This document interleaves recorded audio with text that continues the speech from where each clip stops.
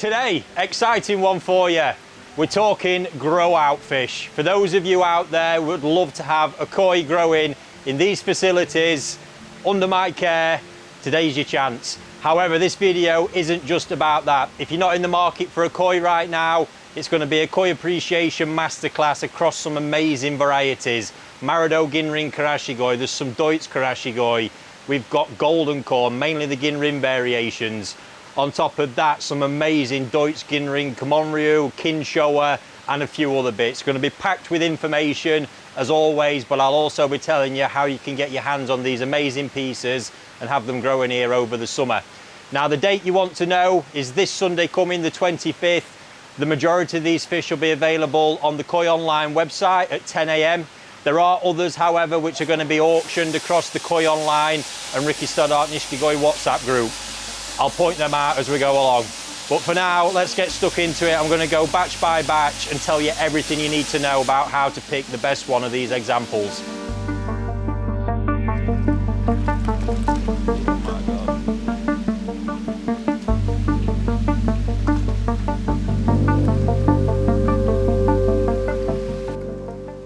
Okay, Marudo, Ginrin Karashigoi, Ginrin Chagoi. I recently did a video on the channel all about this exciting batch that I've got. Post a link above and in the description as well if you want to have a watch of that and fully get yourself educated on the history of this bloodline. So what I've got in the bowl today, and these are all going to be listed on the Koi Online website this Sunday as individuals, because each one is microchipped for us to identify them. Fantastic. We've got mainly Ginrin Karashigoi. There are a few Doitsu Karashigoi, rare beasts with kind of Aragoki style patterns, absolutely epic. Then some Ginrin Chagoi, a few of them being a little bit lighter ones that just fall somewhere in between the Ginrin Karashi and Ginrin Chagoi. Not forgetting that they pretty much share the same genetics at the absolute start of it all. So the Marudo bloodline is just renowned for its jumbo sizes, as we discussed in the previous video. The Ginrin variation, I mean, my God, when they decided to do it, you just think, wow. And we've done a lot with Ginrin Karashigoi here at the farm. The Dainichi Yellow Monkeys, the Saito last year. Not forgetting that Saito's bloodline was built off of this Marudo one. What I'm seeing in these particular examples, however, is I think we're going to be somewhere body and growth wise on par with Yellow Monkeys. Whether or not they'll carry the same weighty power, I'm not too sure. But I can tell you, looking at these bone structures, they're going to grow. Colour-wise, I think we're actually going to fall again between Yellow Monkey and the Saito one, somewhere in that territory. A little bit softer in colour, although a few are showing good strength. The main thing, however, is when you look, the Ginrin quality is absolutely popping. It's what's known as the Diamond Gin. It's absolutely amazing how we'll try and get some close-ups, how it cuts across the scales. Phenomenal stuff. So let's dive in and take a closer look at some of these characteristics up close. First of all, we're going to go with it. It's one of the powerhouses in the bowl, but let's try and get a focus on this Ginrin quality. It's just absolutely sparkling. And you see the quality of it across every scale, across the depth of the body as well. It's just not lacking in any area, and it's so bright, so vivid, there's so much shine to it. But as we look straight down the sort of barrel at that one, you can see this huge head set there. Look, it really is, and this prominent bone structure with a big spine. There's nice width to them already. You can see power sat in that body. Again, we take this one, look, at Ginrin. It's even more intense on that example. Nuts. But again, look at the head. We see the head set exactly how it wants to be, with the power in the mouth. It's just power characteristics across all of them. Even the ones that are slightly smaller at the minute, they're going to catch up. Absolutely. We always, even in this environment, because it's going to be lightly stocked, it's not going to be too competitive. You can see the variations in colour as well. This one's actually a little bit richer, which is nice to see. These are all unsexed at the minute. They're too small as it stands to get any kind of answer accurately. But yeah, it's just that body. This is what comes with these proper quality bloodlines with real genetics. These characteristics are just at the core. It's not something you're looking for the few examples that give it. It is the base of the bloodline. So moving on from them, we look to the ones that kind of just in between. So this is Ginrin Chagoi, but it's a really nice light colour. And so too is this one. This is actually a really amazing colour on that one. We can see the net pattern effect, the amime coming down there. But again, just the quality of that Ginrin, it's almost looks like pearl Ginrin at a glance, and somehow it actually aligns in the scales. But again, you see the same body shape characteristic. Because it's so consistent, it is a characteristic. There is just the one real more traditional Ginrin Chagoi, but we can see with that look, lovely colour, and again the quality of the Ginrin, and they grow. Even the Ginrin variants, that is the whole point. Whenever one of these farms does anything like this, they know they need to get size no matter what they do, and they will not compromise on that at any point. And then as we move on, these are an absolute personal favourite of mine, Doitsu Karashigoi. I'm a big fan of the ones with the kind of linear scales down the lateral and the dorsal. However, check out how cool that scale pattern is. If we get it in the right light.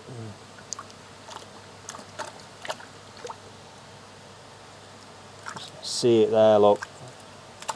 Completely informal, irregular scale pattern on there. That Aragoke style, look at that one, look, full body covered.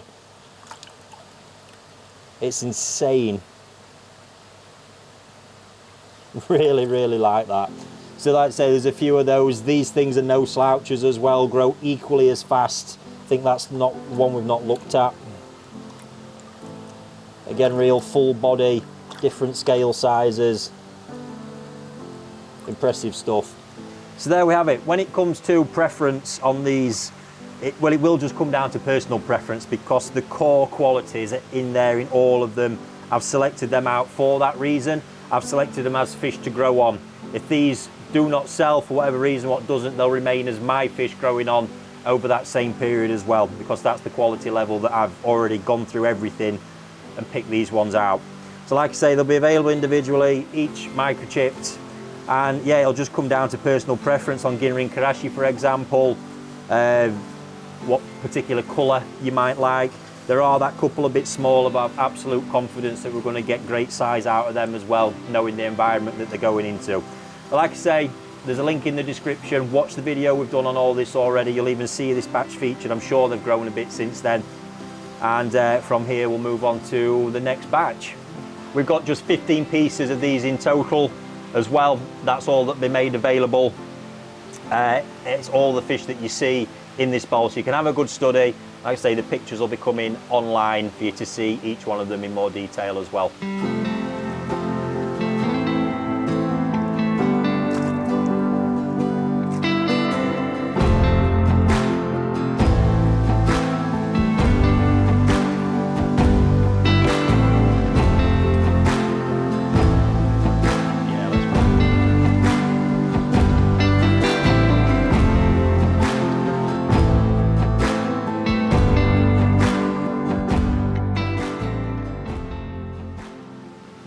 Okay, what I've got here from one of my absolute favourite farms, Taniguchi, some Gosanke pieces to grow on. Now, first of all, I just want to put out, you'll notice there's a bit of split fins scattered throughout them, just because they've recovered from a recent batch of sleeping sickness, which left the condition a bit worse for wear. These, I absolute guarantee, obviously they're going to be staying in my care, given the pond, guaranteed those fins will make 100% recovery. So just ignore that, don't worry about it. If we didn't do it now, it would delay us actually getting these out when they will recover perfectly. So on to these Taniguchi Gosanke. Again, it's actually been a while since I've managed to grow a batch here.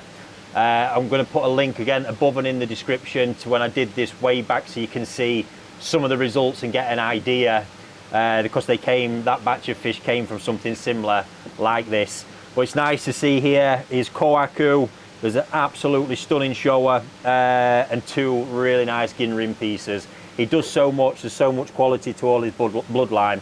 Now just bear in mind these are anaesthetised at the minute as well, if you see them behaving a bit odd. Each of these, the big thing with Taniguchi is he has an amazing understanding of parent fish, so there's real depth of quality in everything that he does. And at the back of his mind, he's always got size and growth there. It's got to be an absolute base in what he does, and his fish do deliver on that. Showa has been working at for a while with Ginrin. Showa doesn't do mass numbers, but I can see them improving year on year and well as he continues to work in. But Kohaku is one of his absolute staples, along with Sanke. You can see in here, just throughout the mix, we've already got very, very prominent bone structures. That is super clear to see. If we take this Kohaku, for example, I just don't think I need to say too much about that. It's a really, really prime piece. The pattern, that's another thing that you get with Taniguchi. Value for money wise, what he delivers with pattern, I believe, is unrivaled. Many of the fish you'll get here like this, at some breeders in Niigata, these would be kept as Tatigoi and grown through to Nisai. Taniguchi just has this model where he sells everything at Tosai, and he's managed to create a bloodline that produces very strong patterns along with all the other qualities as well, and produces them in good numbers. But yeah, just coming back to that piece, look, just this huge, beautifully shaped head. Lovely how the pattern sits, flows, the Kiwa sashi, all very elegant. That there is a killer piece, the absolute best one in that bowl for me. But as we move on to bits like these, you can see the Benny's a bit softer at the moment. Don't underestimate that, it'll always colour up, it's just the hue. But again, you see the same characteristics. Look, nice, soft, consistent sashi, Kiwa, looking good. Technical qualities in these when you look in the pattern as well. Look, Odame, it's all these details that really set them out above. Look at that lovely three-step marathon. One interesting point, and I think it catches people out, is this pink skin. All this is, that's not colour sat underneath there. All that is, it's because right now the Shiroji doesn't have a lot of thickness, but over the next kind of 5 centimetres of growth, that's really going to thicken up, and it just masks that over, and you're going to just have the lovely Sandan pattern at that point. You can see it's prominent in a couple of fish, that one as well. The pink skin, it's not, like I say, it's not colour. I mean, look at the sashi on this, look, fantastic depth to it, but so consistent across every dan. And that's a nice, if you like the flowery patterned examples. Interesting on that one at the moment, its face is a little bit narrowed. We're not worried about that. As that starts to grow, they'll start to flesh out around those cheeks, and that'll look completely different in even just a month or two's time. Then we get on to the Ginrins. Now I love where these are sat at, both of them right now. Exactly how I generally like to pick Showa. What I'm looking at in these generally is just the quality all round, completely ignoring Sumi. I know Sumi's going to come, had these plenty of times. Just focusing on the quality. They've got nice Benny patterns, very well balanced throughout the body. All we need is that Sumi to do its thing. There's a few indicators of Sumi there, look, and of the quality of the Sumi as well. And as we look throughout, you can see it's scattered under the skin. You just have to be patient with these, but there's a lot of quality there. Great bone structures to them as well, and that Ginrin quality, stunning. Depends how the light catches it, but beautiful and full-bodied as well. You see little examples like that Kohaku. Again, the Shiroji's not there yet, so you've got this pinkness to it. Well, just imagine as this all just stretches out a little bit and that thickens, and all of a sudden you get some real definition to that pattern on that piece. And then we get this Kindai Showa. I'm really excited about that one. I'll just look at this Benny pattern, how it's sat. I look where Sumi's starting to break in and amongst it all. Balanced Motoguro and each, lovely Shiroji quality. Great height to the fish as well. I think a lot of people forget to look at the side profile. Height is really important because when the weight starts to come, it's just another area where the weight can actually spread out. So it's not all getting forced underneath. It can go upwards and outwards across the shoulders as well. Just, yeah, they tick so many boxes for me. I really, really love this farm. Benny quality on that one, look. That's got a real richness to it and a really strong lustre on that Benny as well. So it's 10, there's 140 pieces of these came to me.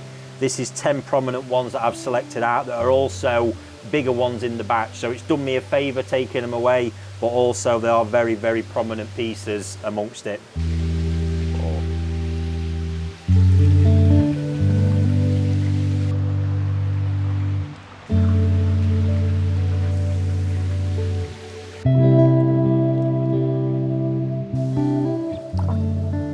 Golden corn, and this time mainly the original Ginrin examples. Not many of these around. I was lucky to get a decent batch, and now is your chance to get hold of one of these. There's loads of different variations in here.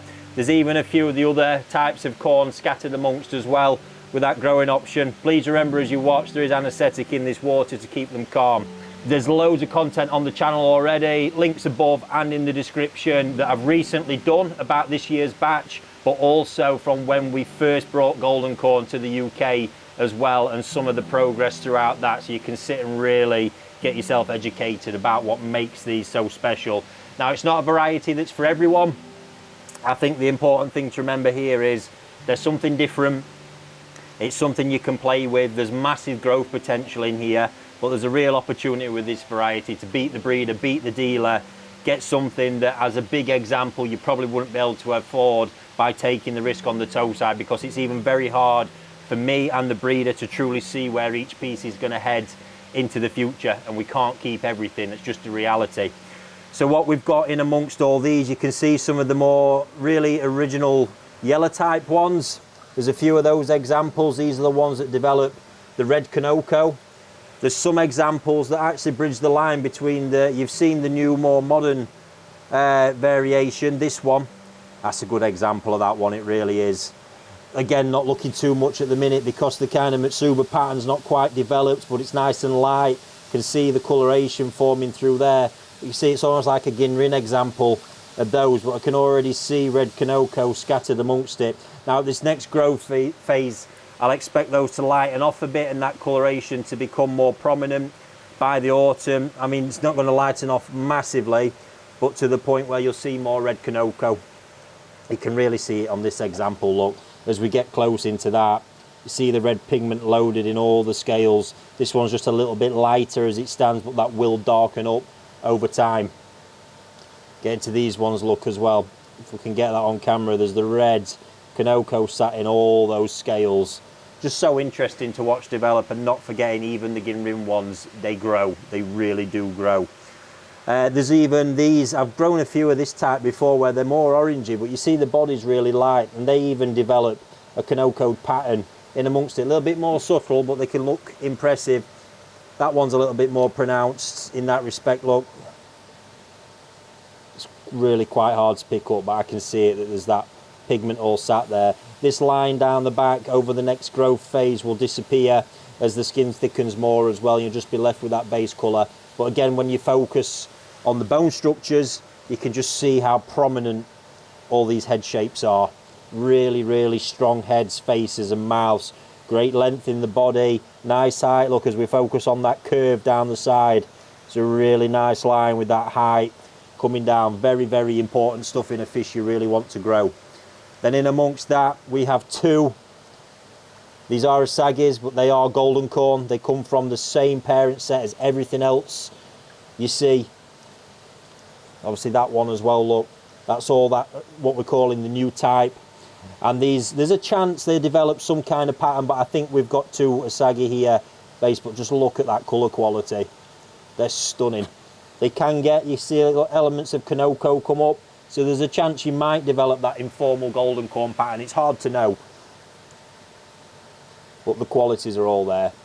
This coloration is going to become more intense, but it's all there, good to see. It was these that first actually introduced me. I all of a sudden saw a Sagi at Taniguchi, and I sold a couple, managed to get a couple, sold them to a customer, and they grew like crazy. It shocked me. It really did. It was the year after when golden corn finally came out, but that same season I saw those Asagi, saw all these peculiar weird looking things in the pond, and he wouldn't say what they were, and it was the version of golden corn that he got to the point where he released them a year later. So you can see all them variations. This corn here, lighter, but look at that pigment. You can see it, look across the shoulder. Konoko in there. This will all colour up more, but there's lighter patches within there. Who knows what's going to happen with that one, because this colour is formed over the top of the base right now. They even have a habit of falling backwards a bit before they really truly start to develop at 3 years onwards. And this is an example I really like of the new type that's that more Kimitsuba style. It's all just sat down right now. I'll expect this to colour up. You're going to get that more greeny hue in the back eventually, and that deep intense red that kind of just creeps up throughout the pattern. Quite excited about how that one's going to transform over this period. Looks nothing right now, but that's what I'm excited about, because I can actually really see some of the pigment down there. So that's the golden corn from this batch. Feel free to get yourself educated using all the content we've done before. But these, the one thing I can assure you with these, over this growing period, they're going to be lumps coming out the end of it because they really don't hold back.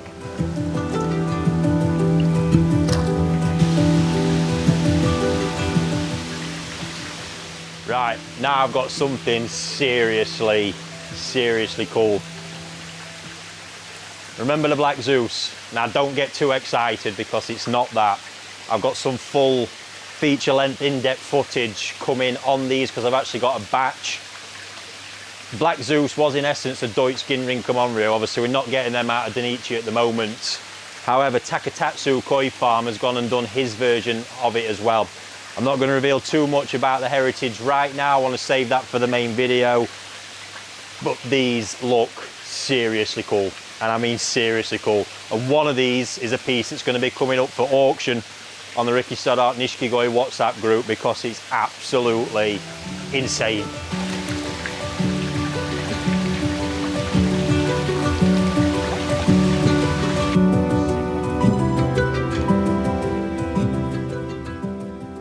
So here they are, Doitsu Ginrin Kumonryu from Takatatsu Koi Farm. Oh my God, I mean I think you've gathered by now pretty much any koi when it's cool. These are seriously cool, I'm loving it. So these ones I've selected out to grow on and include with growing. We're not going to be releasing too many other ones of these in the meantime. But I'm going to talk you through today because the development of these is quite interesting. My understanding of them comes from having raised Black Zeus, which I say it again, I'm not saying that's what these are, but that was a Doitsu Kumonryu with Aragoki, sorry, Doitsu Ginrin Kumonryu in that Aragoki style. And I had an understanding of what they would do because these already came to me all black. It's how they generally start. As they start to grow, you get the fall off, you get the white skin mature and thicken, and you start to see the true sumi pattern. What I am impressed with, to be honest, so far, what I'm seeing is the body characteristic. They've got very good, well set heads and mouths. That's important, really important. We don't know the real true growth potential of these. That's what made Black Zeus unique, was the Dainichi genetics that made them grow big. However, they're quirky, they look good. There's obviously one example absolutely jumping out. So all of these are going to be auctioned on the Ricky Stoddart WhatsApp group, Ricky Stoddart Nishikigoi 1. Unfortunately, you can get yourself in using the link below. The group is already at capacity, so as a few people leave, we do keep adding more, but you can get yourself in the waiting list for that. But if you're in there already, this is going to be coming on Sunday as well, Sunday evening. Yeah, I mean, where do you start with that one? I think no doubt it's going to be the first piece auction just to get it out of the way, but just look at the insanity of it. Now, I'm going to start by saying the blue colour is not going to stay in any of these examples. That is in the process right now of becoming white skin Shiroji at that point. But I mean, look at this, has got the full metallic luster to the head as well, the fins, look at that scale line, all Ginrin as well. It has actually lost a couple of scales there, which will come back.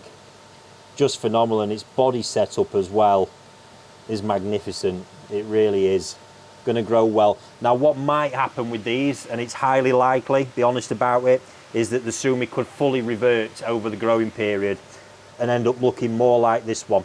So they are all microchipped for ease of identification. But even this example, look, what this is telling me right now is that the pattern's there, the sumi's there. So even if that did fall back to that kind of level over the growth phase, the likelihood is over time then this pattern will reform to this kind of level. It's the indicator. With this one, we're not quite sure where the pattern was sat. However, it's got sumi there, look, all over the place, and I have absolute confidence. And it's one of the joys of this variety, a little bit like with golden corn, a little bit unpredictable, a little bit leery on where they go. So then we have examples such as this one, that's full-bodied Aragoki style, look. The full body is covered in them Doitsu scales, and the Ginrin as well. It's crazy. I love this. Ever since they come up with it, I've been fascinated by it. Just love the quirkiness. Again, on this fish, we can see a strong pattern. Is it going to stay like that? We don't know. There's going to be a lot of change yet. Then we get on to bits like this. just to show what it could be. Look at that from the side. It's the neatest lateral scale line I've ever seen. All Ginrin as well. Equal on both sides. Equal down the dorsal. Again, I'm just going to reiterate it. There's a chance as it next phase of growth, Sumi might go down a bit, but it will start coming back later in life, even as early as the autumn. Just part of the process. That is nuts. I'm just fascinated by that. Really am. This one's quite interesting in that you've got pattern, you've got scale line, look. It's all going on with that. They're so quirky. They really are. And the Sumi quality is looking really nice on them as well. See, that's a prime example to look at. Crazy thing, that. And then that one there again. That crazy scale line. Love it. Not going to be everyone's cup of tea, but certainly if you've got a pond window, you've got the best of both worlds here, because you've got top view and really a lot going on the side as well. Absolutely fascinating. So that's them. Like I say, they're going to be auctioned. Unfortunately, if you can't get in the group, we'll miss out, but there are going to be more coming at some point through the year. Do get yourself on the waiting list though, using that link below. Pretty crazy with all that, but unfortunately not a lot we can do. I think given the uniqueness and sort of scarcity of these, auction is the best format to give everybody a kind of equal opportunity on those as well. And that prime one, this beast, I think it's going to get pretty darn wild with that. That is awesome.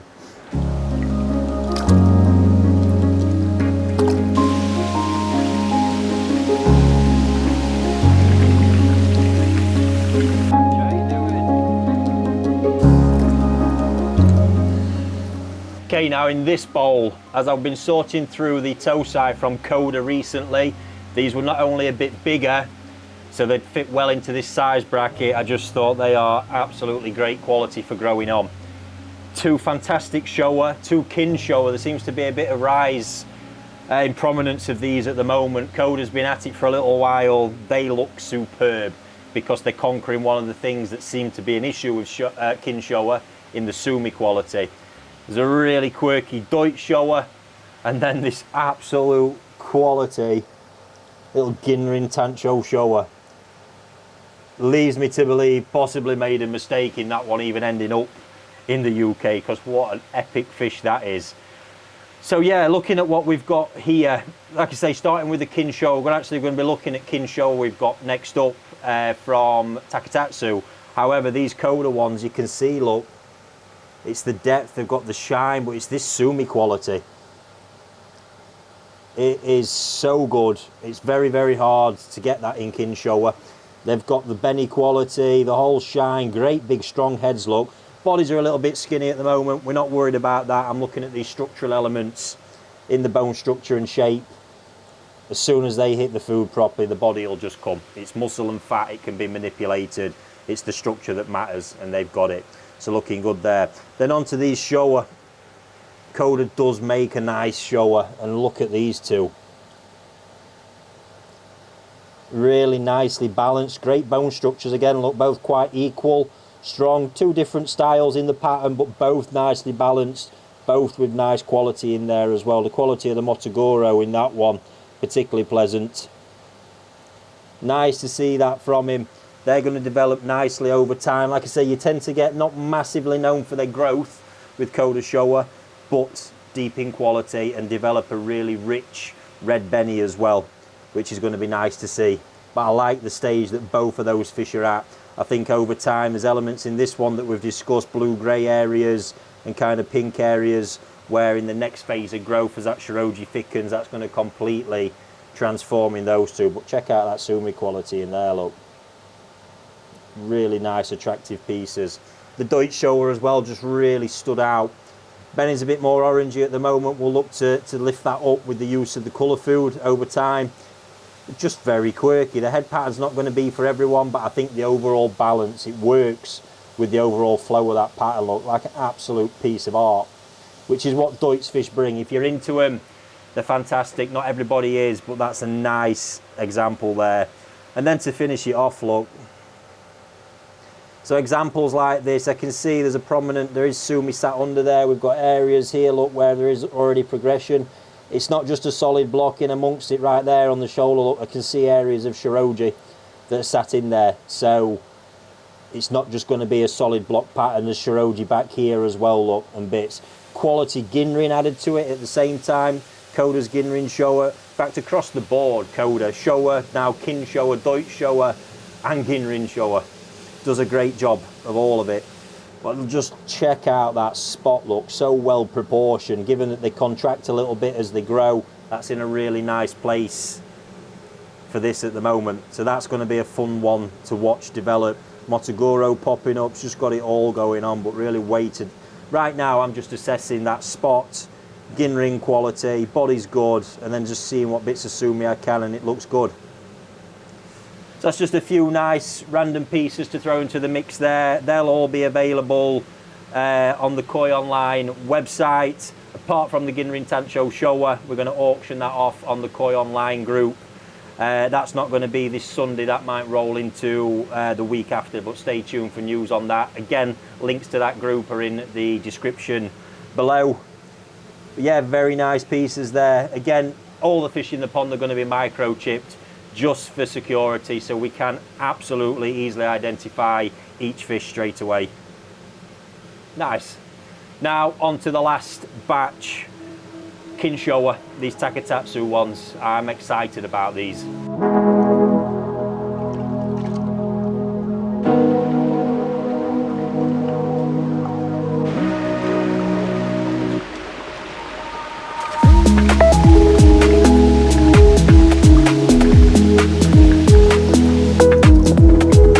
So here they are. These have been a bit of a Marmite variety for a long time.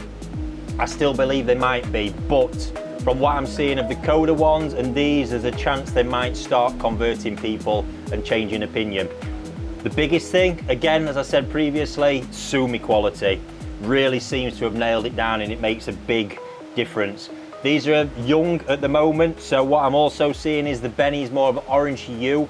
Now, it doesn't always go a deep red with Kin Showa, but the level of intensity and that hue will lift during the raising period with the diets that we're going to be using and the way that we grow and condition the fish. But yeah, I mean, body wise, you can see they're all very strong. That's good to see. Typically always is the case with Kin Showa. I've never actually seen any with particularly weak body form, but it's this look, this sumi. It's actually looking like proper sumi, real depth to it, real shine. It's actually building up and getting the layers and the thickness to it that you see in normal Showa. I mean, look at this example here, look.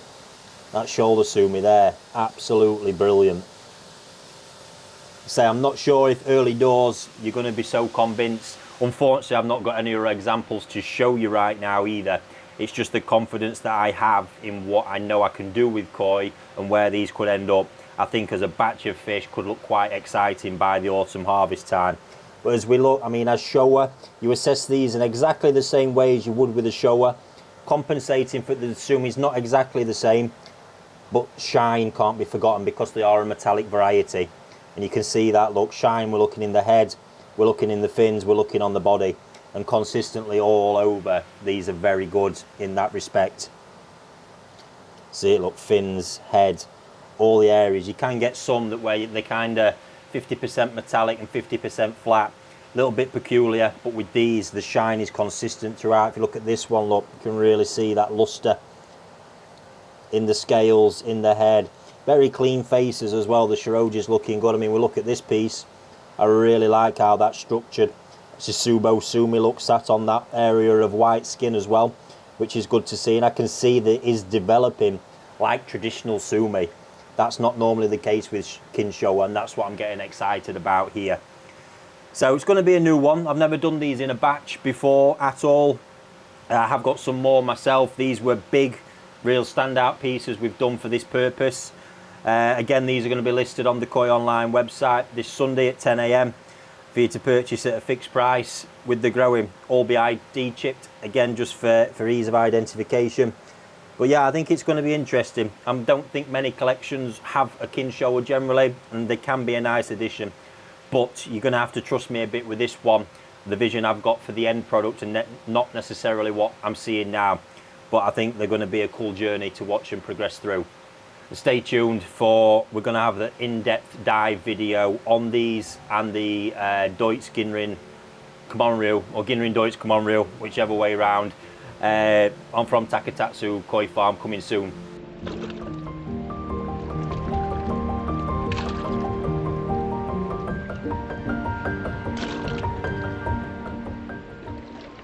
Okay, so there we have it. I hope you found that educational. As for the fish releases, to make it easier, all the dates, links, everything you need, get yourself in the description. If you've managed to miss it on the video, it'll explain it all there. The links to the groups and the website, the job lot. That's been a lot of different varieties. There's a lot going on there. It's going to be a very fun pond to watch progress. The growing period included with the price runs until the end of August. So there's still going to be plenty of time there to introduce that fish into your pond before autumn comes. We include a life guarantee with all the fish and a quality guarantee. So what that means, because I've already assessed the fish, however they are Tosai, stuff can happen. So in the event that it should die, very rarely happens, but it can, or there's complete loss of colour, and this relates to red colour only, we will issue you with a credit to use against anything else that you like moving forwards. There's no pressure for a direct replacement. In relation to the growth, they're being kept in one of the 1,500 gallon ponds that I've got, as always raised exclusively on Saki Akari. Don't need to talk about the results of my raising here too much. You can see it all on the channel for yourself. The pond that they're in, I would consider it to be relatively lightly stocked, so I think the results are going to be good, with the focus on not only the length but getting that proper true volume and colour development as well. So best of luck in getting the fish. I think it's going to be an exciting grow out, and hopefully you manage to get the ones that you're after. If you're not after the fish, you've just watched the video, I hope you've enjoyed it, and we'll be back with more soon. There will be updates on these throughout the year, or throughout the growing period should I say, because it's not going to span the year, for you to be able to keep track of your fish on all the channels that we're on.